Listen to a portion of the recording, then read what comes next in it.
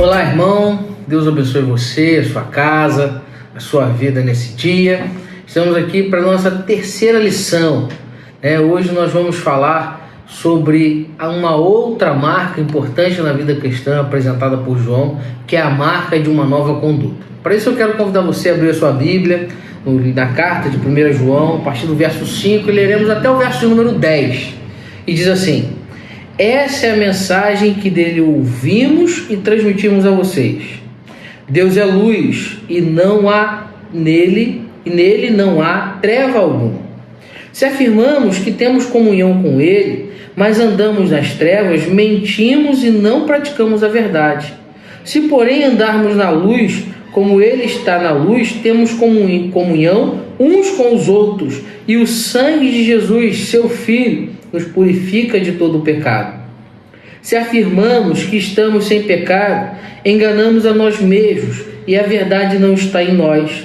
Se confessarmos os nossos pecados, ele é fiel e justo para perdoar os nossos pecados e nos purificar de toda injustiça. Se afirmamos que não temos cometido pecado, fazemos de Deus um mentiroso e a sua palavra não está em nós. Pai querido, ó Deus, nós estamos diante da palavra do Senhor. E abra, Pai, o nosso entendimento para ouvi-la, compreendê-la e entendê-la. É a oração que te fazemos em nome de Jesus. Amém. Meu querido, o apóstolo João agora vai mudar o foco da sua carta. Ele vai deixar de lado as suas características pessoais de testemunha, do conteúdo do seu testemunho, e ele vai começar a falar sobre o conteúdo da mensagem e como a mensagem precisa impactar a vida de cada cristão. A forma como cada um de nós vive a vida cristã, aquilo que nós chamamos de testemunho cristão, de testemunho de vida, vai impactar positivamente ou negativamente a sociedade. O nosso testemunho é a evidência se somos de fato verdadeiros cristãos ou não. O próprio Jesus vai nos ensinar isso dizendo que a árvore será conhecida pelos frutos. Por isso o apóstolo João começa lembrando que há uma separação total entre luz e trevas, entre Deus e pecado. E João usa esse contraponto, essa oposição, luz e trevas, para trazer esse contexto de Deus e pecado. Nós podemos compreender que as trevas aqui é uma referência direta ao pecado, à falsidade, enquanto a luz é uma referência direta à verdade bíblica. Por isso nós precisamos olhar e compreender que não é possível misturá-las. E a verdade bíblica, ela é a verdade de Deus, é a vontade, a palavra de Deus. Salomão, em Provérbios 6:23, vai nos ensinar que o mandamento é lâmpada e a instrução é a luz. E as advertências da disciplina são o caminho que conduzem à vida.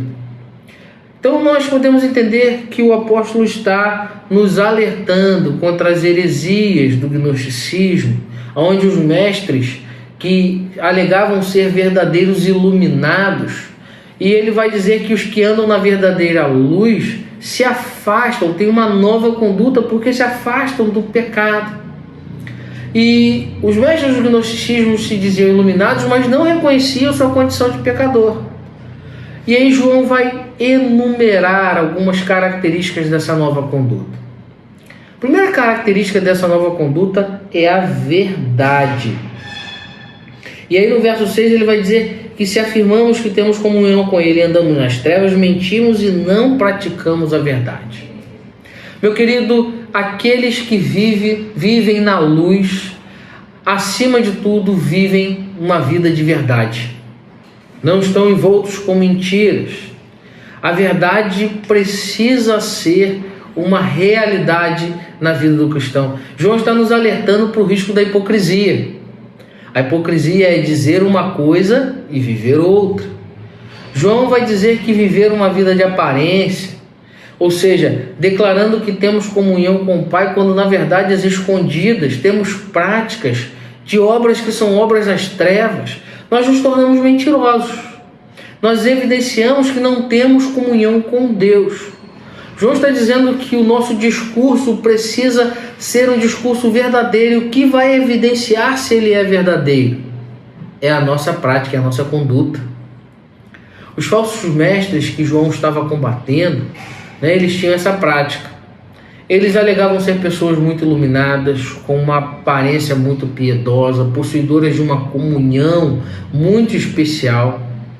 Porém, eles andavam nas trevas, tinham práticas pecaminosas. E o conselho do apóstolo Paulo, na carta aos Romanos, capítulo 13, verso 13, nos lembra dessa verdade também. Comportemo-nos com decência, vai dizer Paulo, como quem age à luz do dia, e não em orgias e bebedeiras, não em imoralidade sexual e depravação, não em desavenças e inveja. Amados, a verdade é algo tão importante na vida do cristão que o apóstolo vai comparar a verdade com a luz. E nós precisamos lembrar que Deus é luz e nada fica oculto aos seus olhos. Nada do que fazemos, nenhum dos nossos atos podem ficar ocultos aos olhos de Deus. Deus vê tudo. Deus tem pleno conhecimento de tudo. E andar na verdade é lembrar de que não é possível fugir da presença de Deus. O salmista, no Salmo 139, nos ensina isso. Por isso, a forma correta, a única maneira de viver essa verdade é caminhar na luz, é lembrando que Deus é a luz que ilumina o nosso caminho. E dizer que Deus é luz é entender que o apóstolo está indicando a santidade e a pureza de Deus. Sendo assim, quem anda na mentira ainda está sob o domínio das trevas, porque o diabo é o pai da mentira. Lá em 1 João 2:22, João vai dizer sobre isso. Quem é mentiroso senão aquele que nega que Jesus é o Cristo? Esse é o anticristo, aquele que nega o Pai e o Filho. Andar numa vida de mentira é negar a Deus. O apóstolo vai ser categórico quando diz que não está na verdade aqueles que não praticam a palavra. Ou seja, aqueles que não vivem a verdade, eles vivem na mentira. A vida cristã não pode ser uma vida de mentira. A vida cristã precisa ser uma vida de verdade. E uma forma de provar, de evidenciar os falsos mestres ou o falso cristão é que eles fogem da verdade. Eles demonstram isso da maneira que vivem. Eles vivem com uma prática que é diferente da verdade que eles proclamam ou dizem ser a verdade. João vai dizer que uma nova conduta agora é marcada por uma segunda característica, a característica da comunhão. A segunda característica colocada em uma nova conduta é a comunhão. E a comunhão aqui é consequência direta de caminhar na verdade, ou seja, caminhamos na luz. João vai dizer no verso 7, se andamos na luz, como Ele está na luz, temos comunhão uns com os outros, e o sangue de Jesus, seu Filho, nos purifica de todo o pecado. Meu querido, dessa forma João vai enfatizar a importância da comunhão como uma marca de uma nova conduta, como a marca de alguém que recebeu a purificação dos pecados, e afirma que Cristo é o seu Senhor, nós nos tornamos irmãos, e só vai ter plena comunhão quem tem verdade. Percebe a maneira didática? Completa. John MacArthur, teólogo, comentarista, vai dizer que uma vez que aqueles que andam na luz partilham o caráter de Deus, eles habitualmente são caracterizados pela santidade de Deus, indicando sua verdadeira comunhão com Ele. Meu irmão, o cristão é um indivíduo que fez uma escolha de viver segundo a vontade de Deus e vive de forma consciente dessa escolha. Ele não vive uma vida de contradições. Falar uma coisa e fazer outra é contradição. E quando João vai dizer que temos comunhão, ele vai usar a expressão grega koinonia, que vai remeter, a palavra grega koinonia, traz a ideia de uma intimidade. Algo que pode ser traduzido como a parte que alguém tem em algo, ou seja, eu passo a ter parte com Deus. Deus passa a ter parte na minha vida. Nós passamos a ter parte uns com os outros, nos tornamos membros de um próprio corpo. Essa é a ideia de comunhão. Ou seja, para ter parte na vida eterna, para ter parte no corpo de Cristo, que é a igreja, a comunhão precisa ser fruto da verdade. E para isso, nós precisamos caminhar na luz. E essa luz é Jesus. Precisamos seguir os princípios da verdade. Em João 1,4, João vai dizer que nele estava a vida, e esta era a luz dos homens.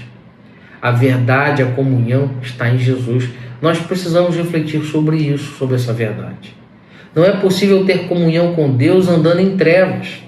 Da mesma maneira que a nossa comunhão com o corpo vai ficar prejudicada.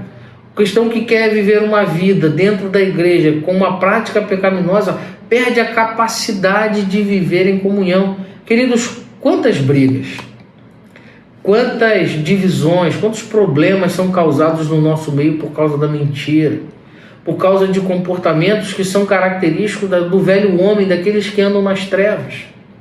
John Stott vai declarar que temos razão de suspeitar dos que alegam intimidade mística com Deus, entretanto andam nas trevas. A religião, irmãos, sem moralidade é uma ilusão. Não existe essa ideia de que eu posso fazer parte do corpo de Cristo e não ter uma conduta moral. Isso é uma ilusão, porque o pecado é sempre uma barreira para a comunhão com Deus. Precisamos entender isso. E aí João vai dizer que essa nova conduta, ela passa pela verdade, pela comunhão, e ela está marcada pela confissão dos pecados. O apóstolo novamente vai nos colocar diante de uma realidade que os falsos mestres tentam esconder. Os falsos mestres alegavam não andar nas trevas. E se eles não andavam nas trevas, eles afirmavam que nunca tinham pecado.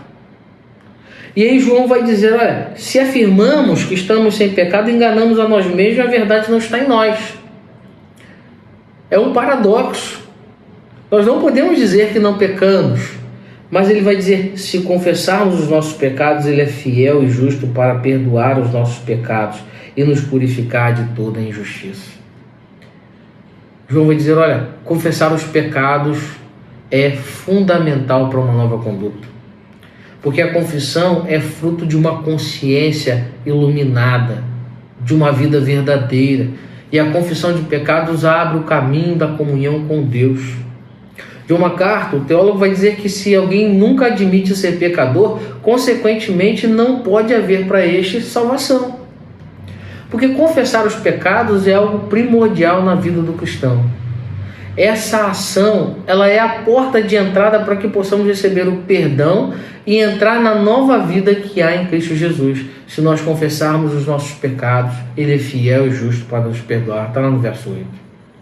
Né? Lloyd Ovigli vai declarar que se dissermos que não temos pecado, negamos a razão da qual Cristo veio e rejeitamos o perdão pelo qual ele morreu na cruz. Amados, nós precisamos entender que o cristão confessa os seus pecados, reconhece os seus erros, se prostra diante de Deus, pede perdão, fala com verdade. E aqui João não está falando de uma exposição vazia, mas ele está falando de colocar o coração sob a luz da verdade e ser purificado pelo sangue de Cristo. Esse é o propósito. O pastor Hernando Dias Lopes vai dizer isso. Olha, ele vai declarar que João está convidando os seus leitores a colocar o seu coração sobre a luz de Deus, ser sondado. A confissão dos nossos pecados é o caminho que vai nos levar à purificação. E onde a verdade e santidade passam a integrar a nossa nova maneira de viver, nós vivemos uma vida de confissão. Somente quando estamos diante da luz, nós reconhecemos as nossas trevas. É como lançar a luz sobre a escuridão do nosso coração, para que possamos perceber aonde temos errado e possamos confessar e ser por Deus purificado.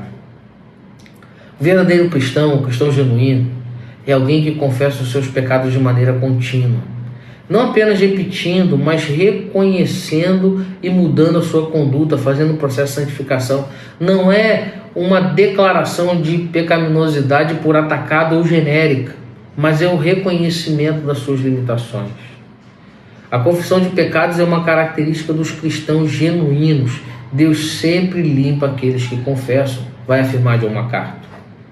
Por isso nós precisamos ter em mente, melhor dizendo, que cada um de nós é alguém que precisa olhar para a sua realidade, perceber os seus pecados e confessá-los, mas confessá-los abandonando a prática do pecado. Nós não podemos cair no engano do liberalismo afirmando que não há pecado. Romanos 3,23 nos ensina que todos pecaram e destituídos estão da graça de Deus. Porque se nós dissermos que não há pecado, nós tornamos Deus em mentiroso.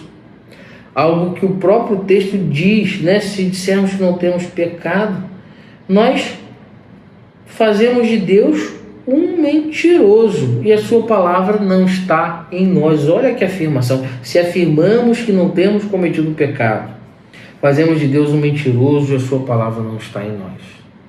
Amados, uma nova vida com Jesus requer a confissão de pecados. E uma nova conduta passa pela verdade, pela comunhão e pela confissão. Por isso eu quero concluir dizendo para você que a nova conduta do cristão passa pelo crivo da verdade, pela bênção da comunhão, entrando pela porta da confissão pessoal. Sem isso, nós seguiremos andando em trevas. Que Deus abençoe você. Que Deus faça você, assim como eu, refletir à luz da sua palavra. Vamos orar? Pai bendito, ó Deus, ajuda-nos a andar na verdade, a desfrutar da bênção da comunhão do Senhor, a ter consciência dos nossos erros e confessar os nossos pecados. É a oração que te fazemos em nome de Jesus. Amém.